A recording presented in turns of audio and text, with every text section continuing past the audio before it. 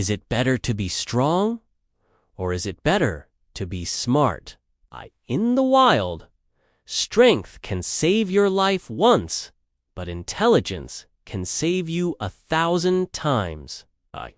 Today, we are going to tell you the story of a small creature who used his mind to defeat a giant. This is the legend of Barnaby, the clever fox. Deep in the heart of the whispering woods, winter had arrived early. The snow was thick and white, covering the ground like a heavy blanket. The trees stood bare and silent, their branches shivering in the cold wind. Food was scarce. The mice were hiding deep underground, and the birds had flown south to warmer lands. Barnaby, the fox, was hungry. His beautiful red coat, usually bright and fluffy, was now thin against the biting cold. He had not eaten in 3 days. As he trotted through the snow, leaving tiny paw prints behind him, his stomach gave a loud rumble. He needed to find food, and he needed to find it soon. Suddenly, a shadow fell over him. Barnaby froze. He sniffed the air. The smell of danger was strong. Emerging from behind a large oak tree was distinct. It was Silas, the great gray wolf. Silas was massive, with muscles that rippled under his thick gray fur and teeth that looked like sharp daggers. He was the terror of the forest, and he was looking directly at Barnaby. "Well, well, well," growled Silas, his voice sounding like rocks crushing together. "I was just looking for a snack, and here you are. Little small, perhaps, but you will do." Barnaby's heart raced. He knew he could not outrun the wolf. The snow was too deep, and Silas was too fast. He could not fight him. Silas was 10 times his size. Barnaby had only one weapon left, his brain. Instead of running, Barnaby sat down calmly and smiled. "Good morning, mighty Silas," Barnaby said, keeping his voice steady.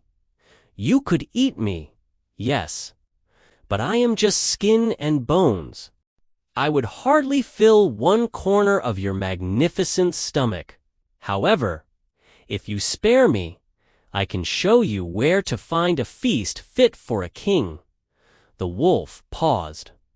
He was greedy, and the idea of a feast sounded much better than a skinny fox. "A feast?" Silas asked suspiciously. "Where?" "Follow me," said Barnaby. "But we must be quiet." Barnaby led the wolf to the edge of a frozen lake nearby. In the center of the lake, a hole had been cut in the ice by a local fisherman earlier that day. The water inside was dark and cold. "Look there," Barnaby whispered, pointing to the hole. "This lake is full of fat, delicious fish. They come to the surface for air. I have a secret way of catching them, but I am too small to catch the really big ones. You, however, are strong and powerful. You could catch enough fish to last the whole winter." Silas licked his lips. "Tell me the secret, fox, or I will eat you right now." "It is simple," Barnaby lied smoothly. "You must turn around and dip your tail into the water. Fish will think it is a worm. When they bite, you pull them out. But you must be patient. The longer you wait, the more fish will bite. You must wait until your tail feels very heavy." "Oh." The greedy wolf thought this was a brilliant idea. He waddled onto the ice, turned his back to the hole, and dipped his long, bushy tail into the freezing water. Barnaby sat on the bank, watching. "Is it working?" Silas asked after a few minutes. "My tail feels cold."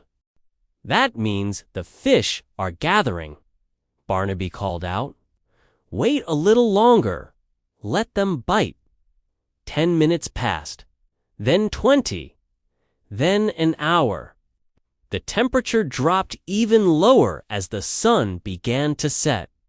The water in the hole began to freeze again, slowly trapping the wolf's tail in solid ice.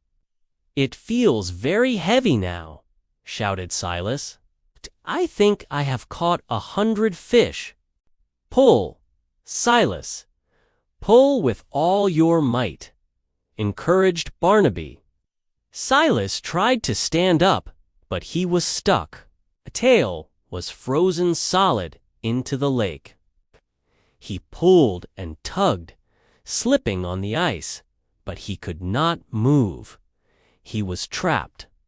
Barnaby stood up, shook the snow off his coat, and bowed to the wolf. "I'm afraid there are no fish, Silas. But now that you are stuck, the hunters will find you in the morning. That is the price of greed." And with that, the clever fox trotted away into the forest. He eventually found some berries and a leftover sandwich near the fisherman's hut, enjoying his meal in peace. The strong wolf was defeated not by force, but by his own greed and the fox's wit.